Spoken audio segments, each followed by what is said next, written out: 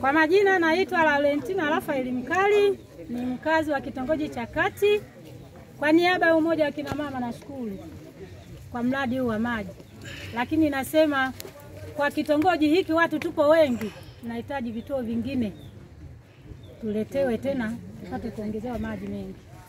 Asante. Lingine labda kwa upande wa kina mama, nataka niseme huu mradi tumepewa maji, tumepewa bure.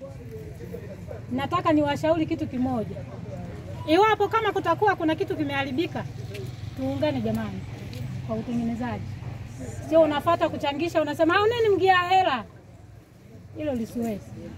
Asanteni sana. Mimi naitwa Erika Kichukuli Daudi. Ni mkazi wa mtaa wa Kati.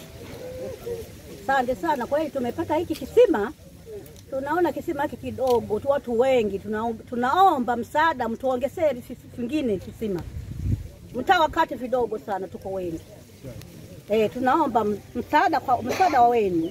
Mtupe visima vingine mtuongezee. Kidogo sana hiki kimoja hiki. Hatutosheki.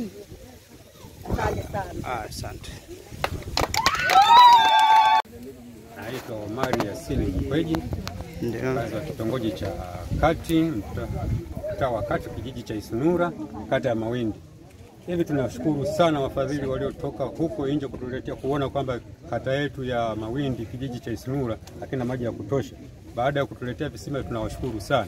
Na tunaomba viongezeke visima vingine kama vile vilivyoombewa Balande, Ngasada, huko Kululu. Hata pia mtaa wa Kati tuko wakazi wengi sana, tunaomba tuongezewe visima hata vikiwa 10 mtaa mmoja inapendeza zaidi. Akina mama walikuwa wanatoka mbali sana kuchota maji. Tena maji yenyewe hayana ubora wala usalama wala nini, machafu. Unakutana kabisa na maji hapa. Watu walikuwa wanachota hivyo. Kwa hiyo tunaomba msaada tuongezewe. Asante sana. Amina.